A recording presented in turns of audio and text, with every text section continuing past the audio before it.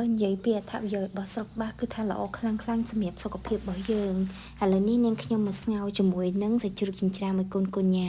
ចាល្ហុងទុំគឺវាផ្ដល់នូវអត្ថប្រយោជន៍ច្រើនសម្រាប់សុខភាពរបស់យើងចាហើយល្ហុងទុំនេះគឺនាងខ្ញុំយកមកពីផ្ទះរសជាតិវាគឺផ្អែមឆ្ងាញ់ខ្លាំងមែនតើចាល្ហុងទុំសម្បូរទៅដោយជាតិកសិសីវីតាមីន A ហើយនិង C តើដល់ថ្ងៃចុងសប្តាហ៍អញ្ចឹងហើយគេថារៀបចំជោគដៃរដឹកតែម្ដងស្មើនឹងហើយមិនតាន់រួចដៃស្រួលបួលទៅអំពុំមិញហើយគឺថានៅអត់នៅអីរៀបចំមកហើយសម្រាប់កូនទៅសាលារៀនព្រឹកបើថាមិនបានរៀបចំទេដឹងអត់តាន់ពេលអាហារពេលព្រឹកសម្រាប់កូនមានប៉ុណ្ណឹងឯងអំពុំមិញហើយចាហើយប៉ុណ្ណឹងធ្វើយឺតដែរហ្នឹងមុំឆ្អិនចានៅត្រង់កន្លែងនេះគឺថានាងខ្ញុំឆ្ងល់ខ្លាំងមែនតើអំពុំមិញដោយសារឃើញគាត់យកចុងប៊ិចហ្នឹងយកមកគូសនៅលើមេដៃឲ្យប្រឡាក់ទឹកប៊ិចហើយយកមកផ្ដិតនៅលើกระดาษអត់ដឹងថាគាត់ចេះមកពីអ្នកណាសោះហើយនេះតែឥឡូវនេះខ្ញុំមានបំណងចិត្តរួចរាល់ហ្នឹងគឺមួយផ្លែឥឡូវអំពុំមិញហេវអត់តើបើហេវចូលរួមជាមួយអ្នកខ្ញុំទាំងអស់គ្នាតើហាមាត់មកវ៉ាក់វ៉ាក់អ្នកណាគេហ្នឹងបើកមុខមើលបើកមកវ៉ាវស្អាតសោះមុខមហូបប្រចាំតកូលមកទីដែរអំពុំមិញចាឆាខ្ញីនឹងឯងហើយកូនគាត់និយាយថាម៉ាក់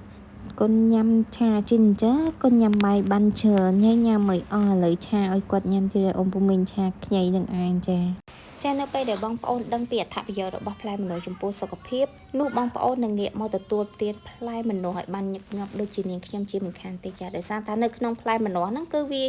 ជួយបង្ការជំងឺមហារីកការពារជំងឺរលាកសន្លាក់បដោះកោសិកាថ្មីនិងបំពន់កោសិកាខូចហ្នឹងឲ្យរស់ឡើងវិញហើយវាជួយសម្រស់របស់យើងឲ្យស្រស់ស្អាតផូរផង់ហើយវាជួយការពារភ្នែកពីជំងឺភ្នែកនិងមញោបដែលធ្វើឲ្យភ្នែករបស់យើងភ្លឺច្បាស់ល្អការពារប្រព័ន្ធភាពស៊ាំឲ្យមានភាពរឹងមាំហើយវាជួយព្យាបាលជំងឺហឺតបង្កើនគុណភាពនៃជីវិតនិងជួយធ្វើឲ្យឆ្អឹងរឹងមាំសម្រាប់បងប្អូនដែលមានបញ្ហាក្រពះកុំទទួលទានច្រើនពេកចាសូមអរគុណនេះគឺជាអាហារពេលព្រឹកក៏ដូចជាស្រាប់ថ្ងៃត្រង់សម្រាប់នាងខ្ញុំផងដែរអំពុំមីងចាតោះអំពុំមីងណាដែលមិនទាន់បានពិសាអាហារពេលព្រឹកមកចូលរួមជាមួយនាងខ្ញុំទាំងអស់គ្នាផងដែរចាមិនហៅលេងហៅមែនតែអំពុំមីងចាកាទៀវចាកាទៀវសាច់គោប្រហិតសាច់គោចានេះម្ទេសនាងខ្ញុំជួយចិត្តម្ទេសជ្រក់នឹងខ្លាំងមែនតែនចាញ៉ាំប៉ុន្មានគ្រាប់ក៏មិនចេះហើដែរចាគឺថាឆ្ងាញ់ខ្លាំងមែនតែនចាថ្ងៃហ្នឹងគឺបានឆាខ្ញីជាមួយនឹងសាច់ជ្រូក3ជាន់ម្ដងដោយសាររាល់ថ្ងៃគឺឆាជាមួយនឹងសាច់សុទ្ធហ្នឹងគឺវារឹង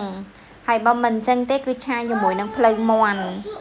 ហើយម៉ែខ្ញុំក៏គាត់ឃើញហ្នឹងគាត់ឆ្ងល់ថាហេតុអីបានឌីវីតញ៉ាំអត់ចេះធូនសោះអញ្ចឹងបានអីធូនខ្ញុំពុំមិញហើយបើស្នាដៃម៉ាក់អូនគឺថាឆ្ងាញ់ហ៊ានតែញ៉ាំនឹងឲ្យជាប់ចិត្តជក់មាត់ដកចិត្តមិនរួចទេ